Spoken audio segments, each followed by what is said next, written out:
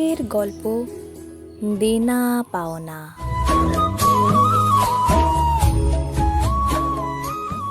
কাহিনী রবীন্দ্রনাথ ঠাকুর। গল্প পাঠে সায়ন্তনী ঘোষাল।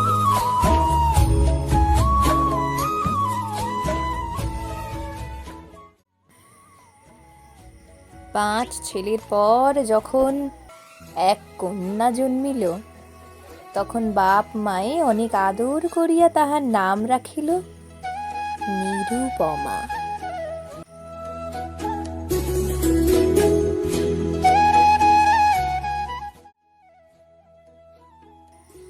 এ গোষ্ঠীতে এমন শৌখিন নাম ইতিপূর্বে কখনো শোনা যায় নাই।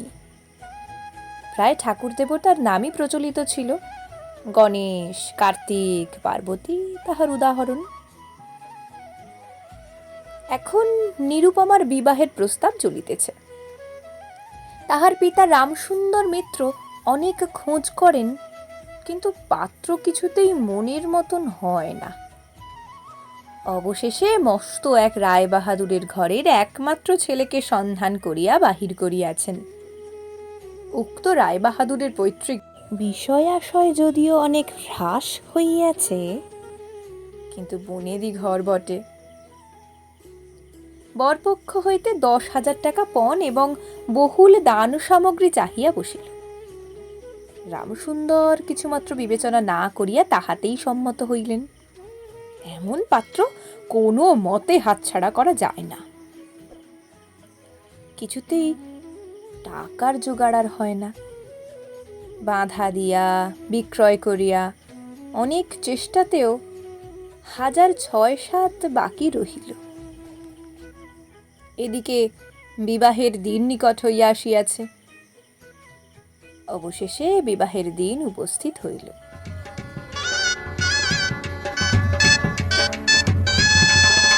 নিতান্ত অতিরিক্ত সুদে একজন বাকি টাকাটা ধার দিতে স্বীকার করিয়াছিল, কিন্তু সময়কালে সে উপস্থিত হইল না। বিবাহ সভায় একটা তুমুল গোলযোগ বাঁধিয়া গেল। রামসুন্দর আমাদের রায়বাহাদুরের হাতে পায়ে ধরিয়া বলিলেন, শুভ কার্য সম্পন্ন হইয়া যাক, আমি নিশ্চয়ই টাকাটা শোধ করিয়া দিব। রায়বাহাদুর বলিলেন, টাকা হাতে না পাইলে বর সভাস্থ করা যাইবে না। এই দুর্ঘটনায় অন্তঃপুরে একটা কান্না পড়িয়া গেল।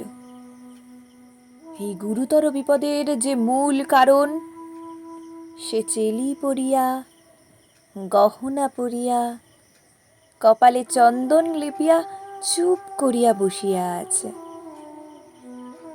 ভাবি শ্বশুরকুলের প্রতি যে তাহার খুব একটা ভক্তি কিংবা অনুরাগ জন্মিতেছে, তাহা বলা যায় না। ইতিমধ্যে একটা সুবিধা হইল।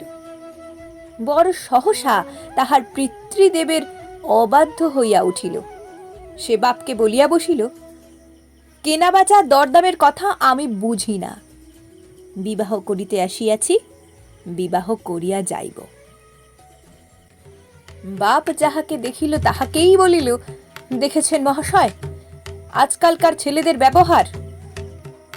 2-1 প্রবীণ লোক ছিল, তাহারা বলিল, শাস্ত্র শিক্ষা নীতি শিক্ষা একেবারে নাই, কাজেই বর্তমান শিক্ষার বিষময় ফল নিজের সন্তানের মধ্যে প্রত্যক্ষ করিয়া রায়বাহাদুর হতোদ্যম হইয়া বসিয়া রহিলেন।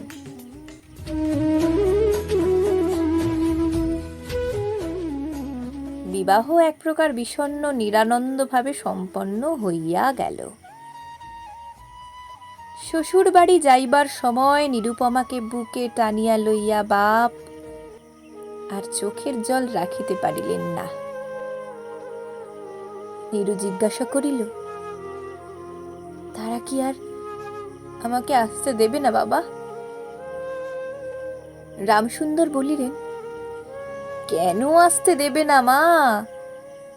আমি তোমাকে নিয়ে আসব। রামসুন্দর প্রায়ই মেয়েকে দেখিতে যান, কিন্তু বেহাই বাড়িতে তার কোনো প্রতিপত্তি নাই। চাকরগুলো পর্যন্ত তাহাকে নিচু নজরে দেখে। অন্তপুরের বাহিরে একটা স্বতন্ত্র ঘরে 5 মিনিটের জন্য কোনোদিন বা মেয়েকে দেখিতে পান, কোনোদিন বা দেখিতে পান না। কুটুম্ব গৃহে এমন করিয়া অপমান তো সহা যায় না। রামসুন্দর স্থির করিলেন, যেমন করিয়া হউক টাকাটা শোধ করিয়া দিতে হইবে।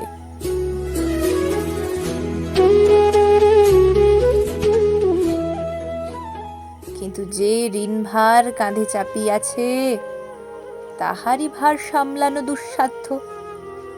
খরচপত্রের অত্যন্ত টানাটানি পড়িয়াছে এবং পাওনাদারদের দৃষ্টিপথ এড়াইবার জন্য সর্বদাই নানারূপহীন কৌশল অবলম্বন করিতে হইতেছে। এদিকে শ্বশুর বাড়ি উঠিতে বসিতে মেয়েকে খোঁটা লাগাইতেছে। পিতৃগৃহের নিন্দা শুনিয়া ঘরে দ্বার দিয়া অশ্রু বিসর্জন তাহার নিত্যক্রিয়ার মধ্যে দাঁড়াইয়াছে। বিশেষত শাশুড়ির আক্রোশ আর কিছুতেই মেটে না। যদি কেহ বলে, আহা কি শ্রী, বউয়ের মুখখানি দেখিলে চোখ জুড়াইয়া যায়। শাশুড়ি ঝংকার দিয়া উঠিয়া বলে, শ্রী তো ভারী, যেমন ঘরের মেয়ে তেমনি শ্রী।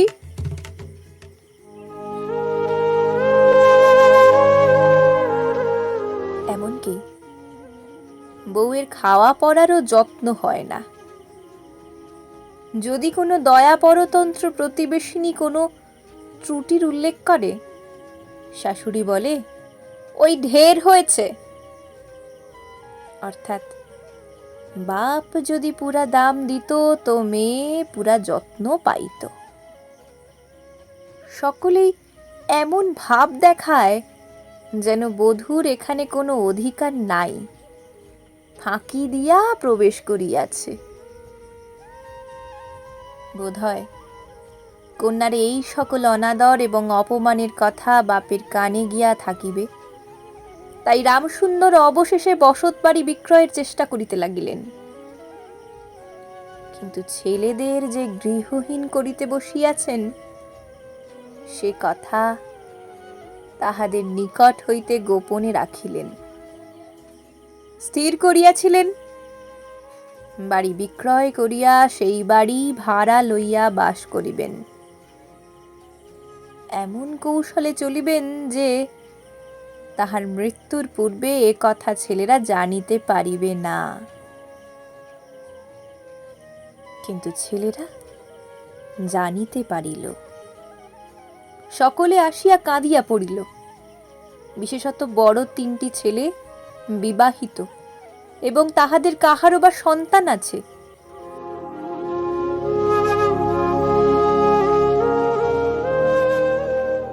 তাহাদের আপত্তি অত্যন্ত গুরুতর হইয়া দাঁড়াইল।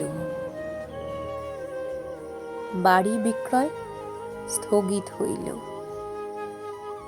তখন রামসুন্দর নানা স্থান হইতে বিস্তর সুদে অল্প অল্প করিয়া টাকা ধার করিতে লাগিলেন। এমন হইল যে সংসারের খরচ আর চলে না। নীরব বাপের মুখ দেখিয়া সব বুঝিতে পারিল। বৃদ্ধের পক্ককেশে শুষ্ক মুখে এবং সদা সংকুচিত ভাবে দৈন্য এবং দুশ্চিন্তা প্রকাশ হইয়া পড়িল। মেয়ের কাছে যখন বাপ অপরাধী, তখন সে অপরাধের অনুতাপ কি আর গোপন রাখা যায়?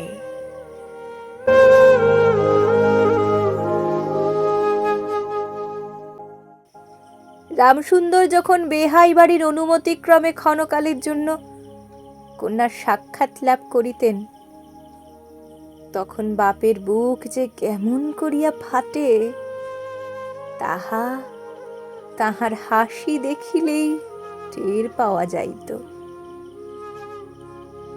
সেই ব্যথিত পিতৃহৃদয়কে সান্ত্বনা দিবার উদ্দেশ্যে দিন কতক বাপের বাড়ি যাইবার জন্য নীরু নিতান্ত অধীর হইয়া উঠিয়াছে।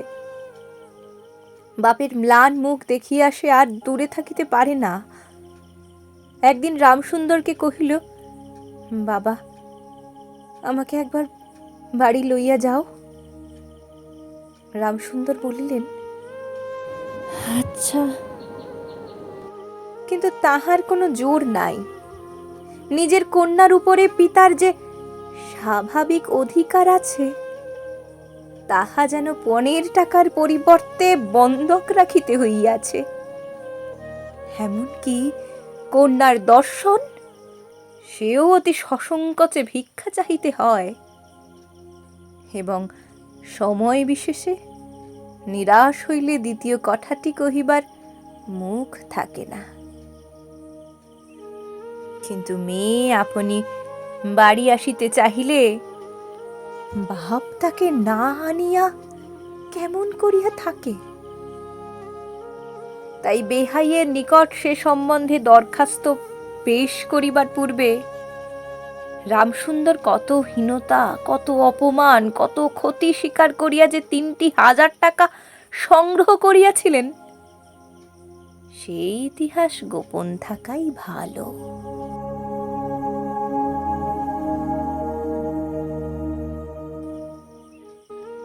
নোট কখানি রুমালে জড়াইয়া চাদরে বাঁধিয়া রামসুন্দর বেহাইয়ের নিকট গিয়া বসিলেন। প্রথমে হাস্যমুখে পাড়ার খবর পাড়িলেন। হরেকৃষ্ণের বাড়িতে একটা মস্ত চুরি হইয়া গিয়াছে, তাহার আদ্যপান্ত বিবরণ বলিলেন। নবীন মাধব ও রাধা মাধব দুই ভাইয়ের তুলনা করিয়া বিদ্যা, বুদ্ধি ও স্বভাব সম্বন্ধে রাধা মাধবের সুখ্যাতি এবং নবীন মাধবের নিন্দা করিলেন। শহরে একটা নতুন ব্যামো আসিয়াছে, সে সম্বন্ধে অনেক আজগুবি আলোচনা করিলেন। অবশেষে হুঁকাটি নামাইয়া রাখিয়া কথায় কথায় বলিলেন, হা বেহাই, সেই টাকাটা বাকি আছে বটে, রোজই মনে করি যাচ্ছি, অমনি হাতে করে কিছু নিয়ে যাই, কিন্তু সময়কালে মনে থাকে না। আর ভাই, বুড়ো হয়ে পড়েছি। এমনি এক দীর্ঘ ভূমিকা করিয়া পঞ্জরের 3খানি অস্থির মতো সেই 3খানি নোট যেন অতি সহজে, অতি অবহেলে বাহির করিলেন। সবেমাত্র 3,000 টাকার নোট দেখিয়া রায়বাহাদুর অট্টহাস্য করিয়া উঠিলেন। বলিলেন, থাক বেহাই, ওতে আমার কাজ নেই। একটা প্রচলিত বাংলা প্রবাদের উল্লেখ করিয়া বলিলেন, সামান্য কারণে হাতে দুর্গন্ধ তিনি করিতে চান না। এই ঘটনার পরে মেয়েকে বাড়ি আনবার প্রস্তাব কাহারও মুখে আসে না। কেবল রামসুন্দর ভাবিলেন, সে সকল কুটুম্বী তার সংকোচ আমাকে আর শোভা পায় না।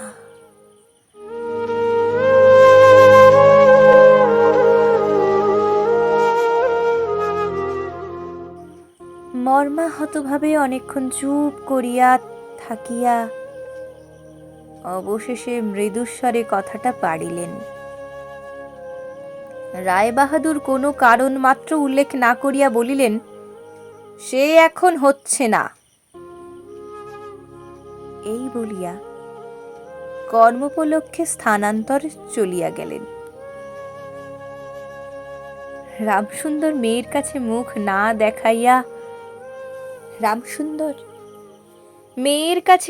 না দেখাইয়া কম্পিত হস্তে কয়েকখানি নোট চাদরের প্রান্তে বাঁধিয়া বাড়ি ফিরিয়া গেলেন।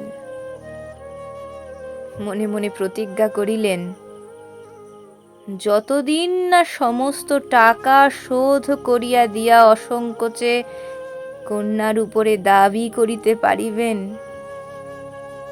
ততদিন আর বেহাই বাড়ি যাইবেন না।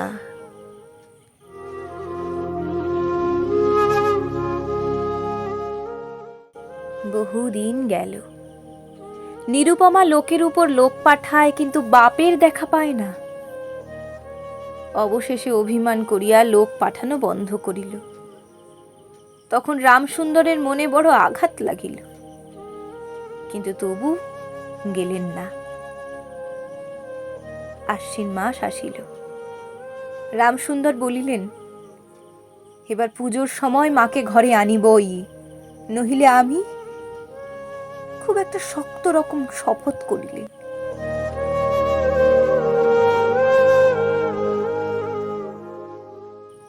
পঞ্চমী কি ষষ্ঠীর দিনে আবার চাদরের প্রান্তে গুটি কতক নোট বাঁধিয়া রামসুন্দর যাত্রার উদ্যোগ করিলেন। 5 বৎসরের এক নাতি আসিয়া বলিল, দাদা, আমার জন্য গাড়ি কিনতে যাচ্ছিস? বহুদিন হইতে তাহার ঠেলা গাড়িতে চড়িয়া হাওয়া খাইবার শখ হইয়াছে, কিন্তু কিছুতেই তাহা মিটিবার উপায় হইতেছে না। 6 বৎসরের এক নাতিনী আসিয়া সরোদনে কহিল, পূজার নিমন্ত্রণে যাইবার মতো তাহার একখানিও ভালো কাপড় নাই। রামসুন্দর তাহা জানিতেন, এবং সে সম্বন্ধে তামাক খাইতে খাইতে বৃদ্ধ অনেক চিন্তা করিয়াছেন। রায়বাহাদুরের বাড়ি যখন পূজার নিমন্ত্রণ হইবে, তখন তাহার বধূগণকে অতি যৎসামান্য অলঙ্কারে অনুগ্রহ পাত্র দরিদ্রের মতো যাইতে হইবে।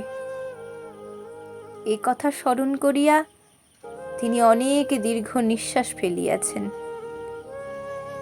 কিন্তু তাহাতে তাহার ললাটের বার্ধক্য রেখা গভীরতর অঙ্কিত হওয়া ছাড়া আর কোনো ফল হয় নাই।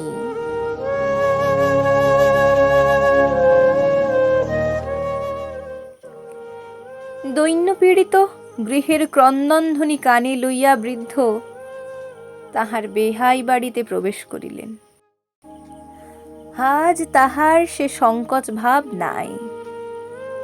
দ্বাররক্ষী এবং ভৃত্যদের মুখের প্রতি সে চকিত সলজ্জ দৃষ্টিপাত দূর হইয়া গিয়াছে, যেন আপনার গৃহে প্রবেশ করিলেন।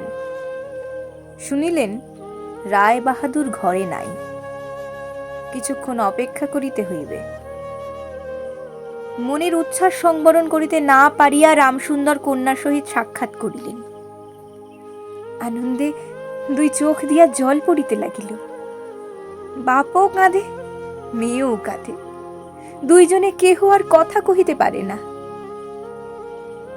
এমন করিয়া কিছুক্ষণ গেল। তারপরে রামসুন্দর কহিলেন, এবার তোকে নিয়ে যাচ্ছি মা, আর কোনো গোল নাই। এমন সময় রামসুন্দরের জ্যেষ্ঠ পুত্র হরমোহন তার 2টি ছোট ছেলে সঙ্গে লইয়া সহসা ঘরে প্রবেশ করিলেন। পিতাকে বলিলেন, বাবা, আমাদের তবে এবার পথে বসালে। রামসুন্দর সহসা অগ্নিমূর্তি হইয়া বলিলেন, তোদের জন্য কি আমি নরকগামী হব? আমাকে তোরা আমার সত্য পালন করতে দিবি নে?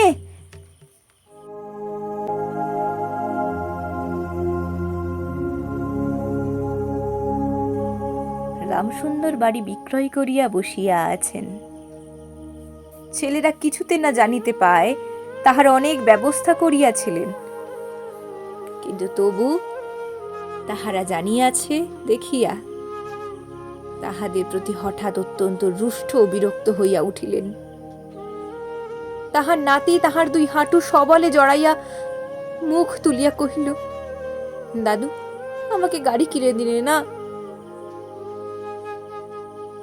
নতশির রামসুন্দরের কাছে বালক কোনো উত্তর না পাইয়া নীরুর কাছে গিয়া বলিল, পিসিমা, আমাকে একখানা গাড়ি কিনে দেবে?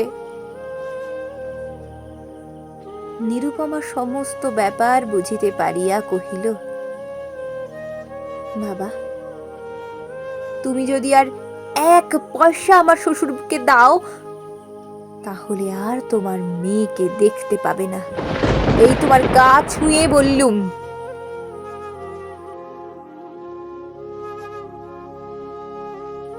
রামসুন্দর বলিলেন, ছি মা, অমন কথা বলিতে নেই। আরে টাকাটা যদি আমি না দিতে পারি তাহলে তোর বাপের অপমান, আর তোরও অপমান। নীরু কহিল, টাকা যদি দাও তবেই অপমান? তোমার মেয়ের কি কোনো মর্যাদা নেই? আমি কি কেবল একটা টাকার থলি? যতক্ষণ টাকা আছে ততক্ষণ আমার দাম। না বাবা, এ টাকা তুমি দিয়ে আমাকে অপমান করো না। তাছাড়া আমার স্বামী তো এ টাকা চান না। রামসুন্দর কহিলেন, তাহলে তোমাকে যেতে দেবে না মা? নিরুপমা কহিল, না দেয় তো কি করবে বলো? তুমিও আর নিয়ে যেতে চেয়েও না।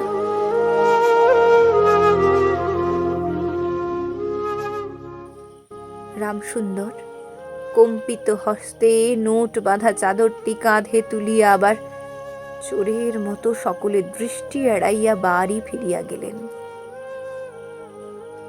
কিন্তু রামসুন্দর এই যে টাকা আনিয়াছিলেন, এবং কন্যার নিষেধে সে টাকা না দিয়াই চলিয়া গিয়াছেন, সে কথা গোপন রহিল না। কোন স্বভাব কৌতূহলী দ্বার লগ্ন কর্ণ দাসী নীরুর শাশুড়িকে এই খবর দিল। শুনিয়া তাহার আর আক্রোশের সীমা রহিল না।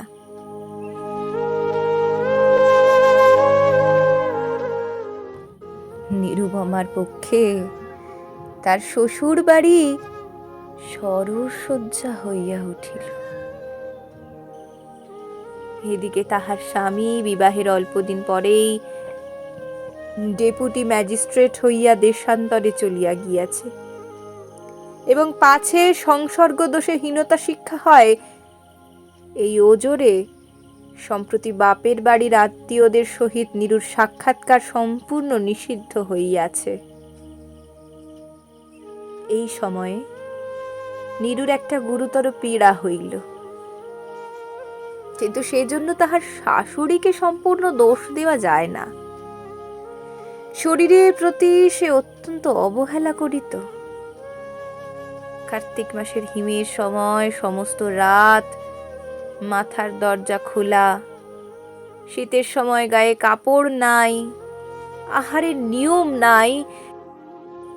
দাসীরা যখন মাঝে মাঝে খাবার আনিতে ভুলিয়া যাইত, তখন যে তাহাদের একবার মুখ খুলিয়া স্মরণ করাইয়া দেওয়া, তাহাও সে করিত না। সে যে পরের ঘরের দাসদাসী এবং কর্তা গৃহিণীদের অনুগ্রহের উপর নির্ভর করিয়া বাস করিতেছে, এই সংস্কার তাহার মনে বদ্ধমূল হইতেছিল। কিন্তু এরূপ ভাবাটাও শাশুড়ির সহ্য হইত না। যদি আহারের প্রতি বধূর কোনো অবহেলা দেখিতেন, তবে শাশুড়ি বলিতেন, নবাবের বাড়ির মেয়ে কি না, গরিবের ঘরের অন্ন ওর মুখে রোচে না। কখনো বা বলিতেন, দেখো না একবার ছিঁড়ি হচ্ছে, দেখো না, দিনে দিনে যেন পোড়া কাঠ হয়ে যাচ্ছে। রোগ যখন গুরুতর হইয়া উঠিল, তখন শাশুড়ি বলিলেন, ওর সমস্ত ন্যাকামি। অবশেষে একদিন নীরু সবিনয়ে শাশুড়িকে বলিল, বাবাকে আর আমার ভাইদের একবার দেখবো মা। শাশুড়ি বলিলেন, কেবল বাপের বাড়ি যাইবার ছল।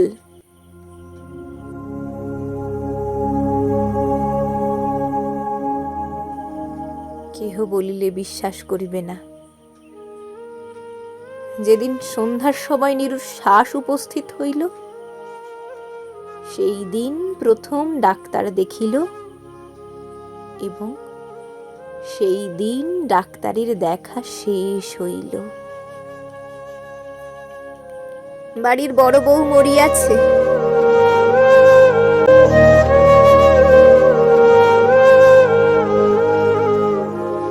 খুব ধুম করিয়া অন্ত্যেষ্টিক্রিয়া সম্পন্ন হইল।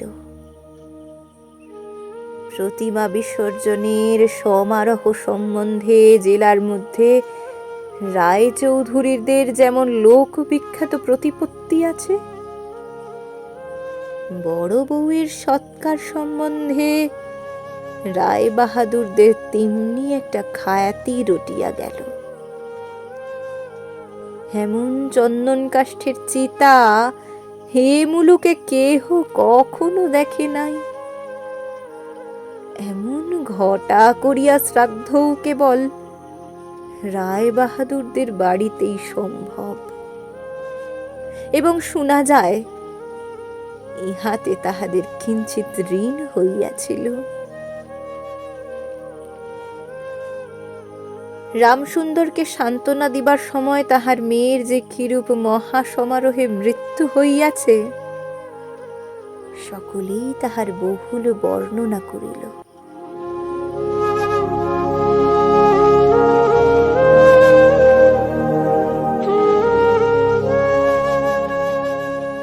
এদিকে ডেপুটি ম্যাজিস্ট্রেটের চিঠি আসিল। আমি এখানে সমস্ত বন্দোবস্ত করিয়া লইয়াছি, অতএব অবিলম্বে আমার স্ত্রীকে এখানে পাঠাইবে। রায় বাহাদুরের মহিষী লিখিলেন, বাবা তোমার জন্য আরেকটি মেয়ের সম্বন্ধ করিয়াছি, অতএব অবিলম্বে ছুটি লইয়া এখানে আসিবে। এবারে 20,000 টাকা পণ এবং হাতে হাতে আদায়।